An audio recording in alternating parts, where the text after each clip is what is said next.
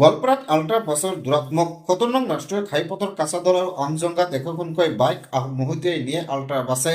একেখন বাছে প্ৰথম দুৰ্ঘটনা সংঘটিত কৰে কাছাদলত। বাছৰ খুন্দাত এগৰাকী বাইক আৰক্ষী গুৰুতৰভাৱে আহত হয়। তাৰ পিছত সেই স্থানৰ পৰা তীব্ৰ গতিৰে পলায়ন কৰা বাছখনে আমজঙ্গাত আন এজন বাইক আৰক্ষীক খুন্দিয়াৰ ফলত গুৰুতৰভাৱে আহত হয় আন এগৰাকী বাইক আৰক্ষী। এই দুৰ্ঘটনাত গুৰুতৰভাৱে আহত হোৱা মেঘালয়ৰ ডালুৰ ৰিপন কোচ বুলি জানিব পৰা গৈছে আৰু কাছাদলৰ খনিকৰ সূত্ৰধাৰ বুলি জানিব পৰা গৈছে। ইয়াৰে ৰিপন কোচৰ অৱস্থা সংকটজনক বুলি জানিব পৰা গৈছে। দুৰ্ঘটনা সংঘটিত কৰা বাছখনক দুধনৈ কৰায়ত্ব কৰে ৰাইজে। আৰক্ষীয়ে দুৰ্ঘটনা সংঘটিত কৰা বাছখনৰ চালকজন পলায়ন কৰে যদিও হেণ্ডিমেনক আটক কৰে আৰক্ষীয়ে। দুৰ্ঘটনা সংঘটিত কৰা বাছখনৰ পঞ্জীয়ন নম্বৰ হৈছে AS01 QC4818 বুলি জানিব পৰা গৈছে।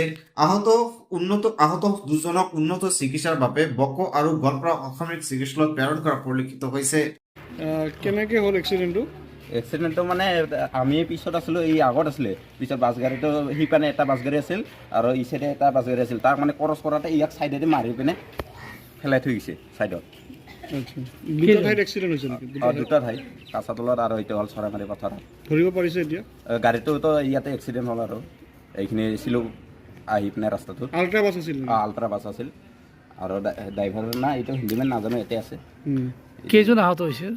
আহত হৈছে এতিয়া বৰ্তমান দুজন হ'ল। নামকেইটা গম পায় নেকি? নামটো হ'ল এইটো খনিকৰ সূত্ৰধৰ আৰু এটাতো নামটো নাজানো, সি মানে আমি গমেই নাপালোঁ ন। ক'ৰ হয় খনিকৰ? এই কাছাদলৰ আমাৰ ঘৰৰ কাষতে। এতিয়া কেনেকুৱা অৱস্থা আছে? অৱস্থাটো অলপ মানুহটো চিৰিয়াছে আছে বৰ্তমান। ব্লাডৰ কি কৰিছে আৰু বমি কৰাটো অলপ এতিয়া গোৱালপাৰাত ৰেফাৰ কৰিছে? গোৱালপাৰা ৰেফাৰ কৰা হ'ল। পুৰা ভাল স্পীডত আহিছিল নেকি? পুৰা গাড়ীটো বহুত স্পীডত আছিল। সেইটো কোনফালৰ পৰা আহিছিল গাড়ীখন? গুৱাহাটীৰ পৰা গোৱালপাৰা যাব। গোৱালপাৰাৰ ফালে আহি আছিল। Ultra bus? Ultra bus. ঠিক আছে।